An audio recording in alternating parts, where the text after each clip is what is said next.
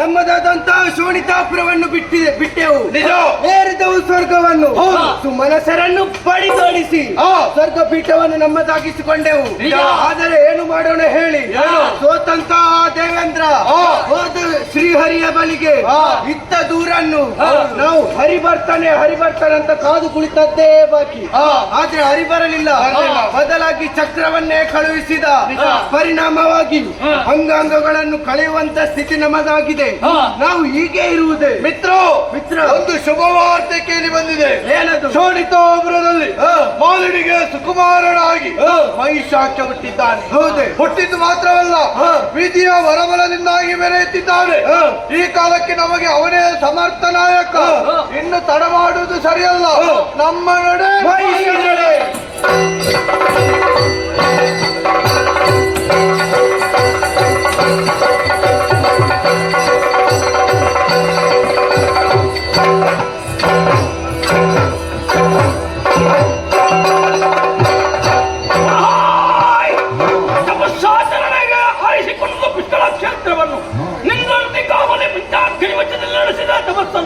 ಯೋನಿಗಳಿಂದ ಮರಣ ಇಲ್ಲ, ಕೈಮೂರ್ತಿಗಳಿಂದ ಸಾವಿಲ್ಲ. ಇದು ಬ್ರಹ್ಮನಾಗಿದ್ದಂತಹ ವರ. ಪಟ್ಟಾಭಿಷಕ್ತರಾಗಿದ್ದಾನೆ, ಯಾರೋ ಕಾಯ್ತಾ ಇದ್ದಾರಂತ.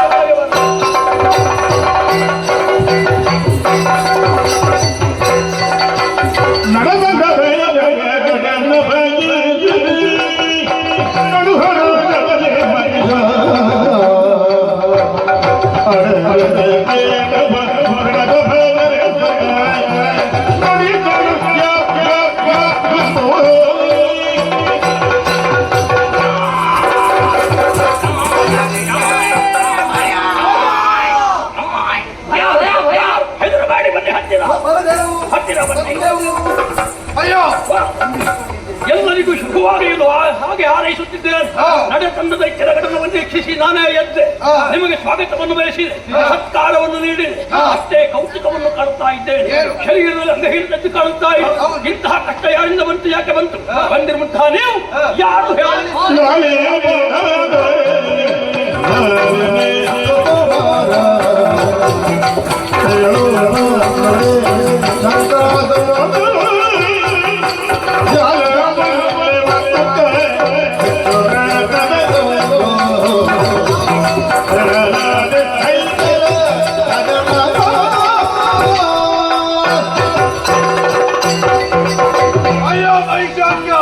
ಮತ್ತೊಮ್ಮೆ ಪವಿತ್ರವಾದಗಳಿಗೆ ವಂದಿಸುತ್ತಿದ್ದೇವೆ. ಹೇಳಿ, ನಾವ್ಯಾರು ಅನ್ಯರಲ್ಲ.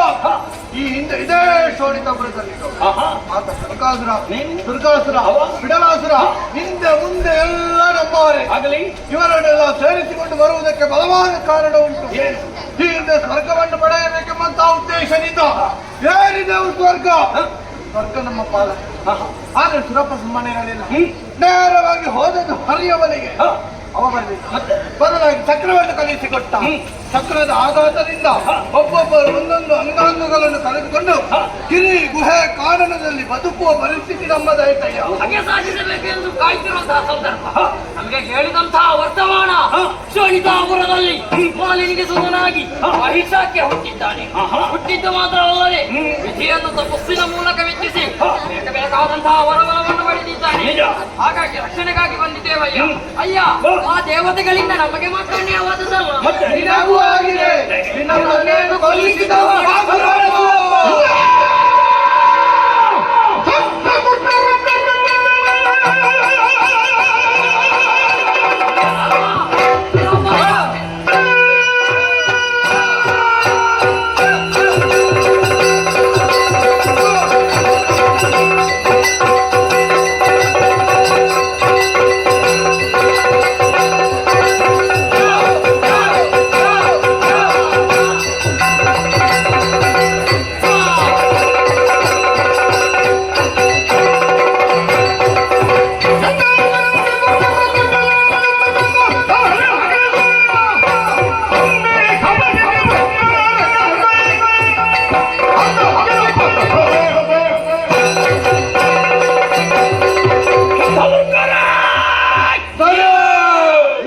ಗೆದ್ದರು ಉಳಿಸಿಕೊಳ್ಳುವುದಕ್ಕೆ ಸಾಧ್ಯವಾಗಲಿಲ್ಲವೇ?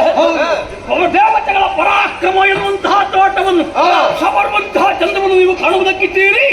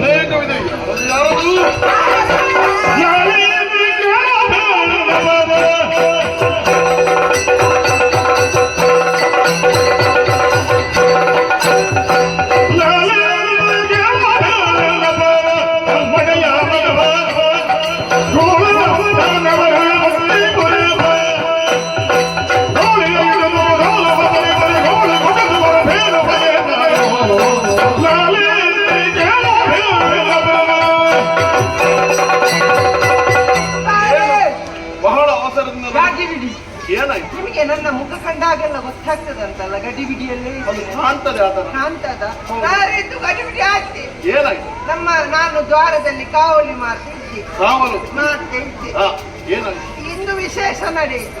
ಏನು? ನಮ್ಮ ದ್ವಾರದಲ್ಲಿ ಶೇಮೆ ದಡ್ಡಿ ಮಾರುಗಳು ತುಕುಡಿದ್ದ ಸೇನಾಪತಿ ಬಂತು. ಯಾರು ಅಂತ ವಿಚಾರಿಸಿದೆ. ಎಲ್ಲಿಯವರಂತೆ? ಅವ ಶೋಣಿತಾಪುರದನಂತೆ, ಮಹಿಷಾಕ್ಯನಂತೆ. ಶೋಣಿತಾಪುರದ ಮಹಿಷಾಕ್ಯ? ಹೌದು. ಒಬ್ಬನೇ ಬಂದದ್ದಲ್ಲ, ಜೊತೆಗೂಡಿಕೊಂಡು ಬಂದಿದ್ದಾನೆ. ಹನ್ನೊಂದು ದಿನ ಬಂದಿದ್ದಲ್ಲ. ಶಂಕ, ದುರ್ಗ, ಬಿಡಲ, ಮಾಮಲ, ಶಂಕಾಸುರ, ದುರ್ಗಾಸುರ, ಬಿಡಲಾಸುರ, ಚಾಮರಾಸುರ, ಶಿಕ್ಷರಾಸುರ ಮುಂತಾದವರೆಲ್ಲ ಬಂದಿದ್ದಾರೆ. ಯಾಕೆ ಬಂದಿರಂತ ಕೇಳಿದೆ. ನಿಮ್ಮ ಟಾಪಿ ಬೇಕಂತ ಅವರಿಗೆ. ಏನು ಟಾಪಿ? ಬೇಕಾದ್ರೆ ಅಷ್ಟು ಕಡೆ ನೀನು ಸುಮ್ಮನೆ ಸಿಟ್ಟು ಬಂತು. ಅವರು ಕೊಡ್ಲಿಕ್ಕೆ ಪ್ರಾರಂಭಿಸಿದ್ರು, ಬಿಡ್ಲಲ್ಲ, ಕೊಟ್ಟದ್ದೆ. ಅವರು ಕೊಟ್ಟದ್ದು ಬಿಟ್ಟು ಮತ್ತೆ ನೀನು? ನಾನು ಕೊಟ್ಟದ್ದು ಬೊಬ್ಬೆ.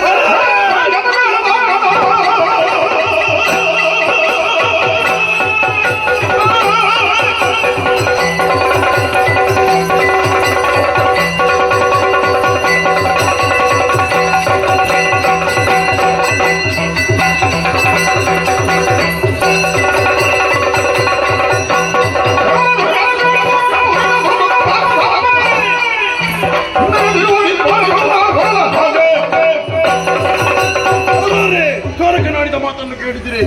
ಈಶ್ವನೆಂಬಕನನ್ನು ಸೇನಾ ಸಮೇತನಾಗಿ ನಮ್ಮ ಈ ನಾಗಲೋಕಕ್ಕೆ ದಾಳಿ ಮಾಡಿದ್ದಾನಂತೆ. ಅಂತವನನ್ನು ಸರಿಯಾಗಿ ಶಿಕ್ಷಿಸಬೇಕು. ಅದಕ್ಕಾಗಿ ಎಲ್ಲಿ ದೇವತೆಗಳು ಬರಲಿಸಬೇಕು.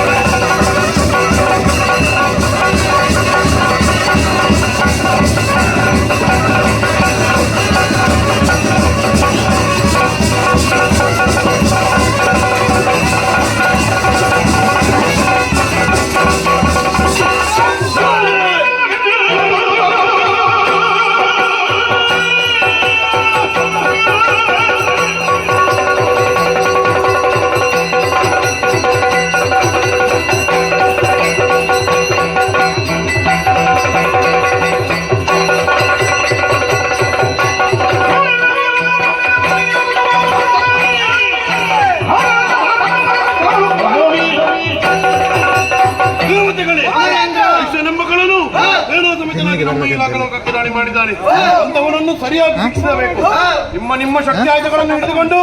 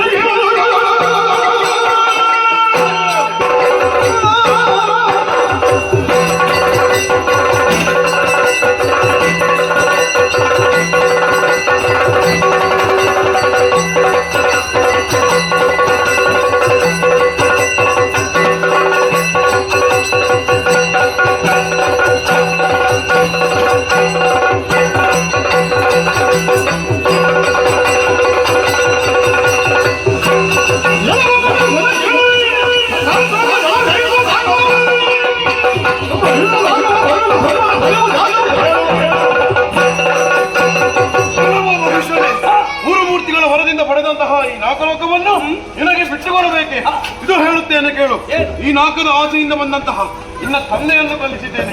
ನಿನ್ನನ್ನು ಬಿಡುವೆ ನನ್ನ ತಿಳಿದೆಯಾ? ನನ್ನ ಅಲ್ಲಿಗೆ ಕಳಿಸುತ್ತಾನೆಪ್ಪ.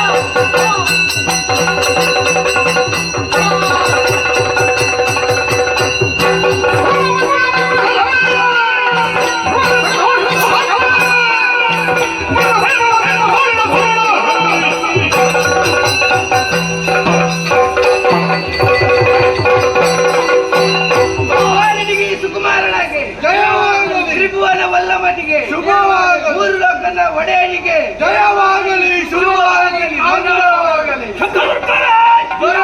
ಮುಗಿಲು ಮುಟ್ಟುವಂತಹ ಜಯ ಘೋಷ ಸ್ವರ್ಗವನ್ನು ಗೆದ್ದುದರಲ್ಲಿ ಆದಂತಹ ಸಂತೋಷವನ್ನು ಪ್ರಕಟಪಡಿಸುತ್ತದೆ. ಮೂರು ಲೋಕಾಧೀಶ ಮಹಿಷ ಇನ್ನು ಒಂದು ನಾವು ಹೇಳಿದಂತೆ ಸರ್ವರು ಕೇಳತಕ್ಕದ್ದು. ಸೂರ್ಯ ಚಂದ್ರರಾದರೂ ಅಜ್ಜೆ ವಿರಹ ಸಂಚಿಸುವ ಹಾಗಿಲ್ಲ. ಮೀರಿ ನಡೆದರೆ ನಿಮಗೆ ಏನಾಗಬೇಕು? ಬನ್ನಿ ಜೊತೆಯಲ್ಲಿ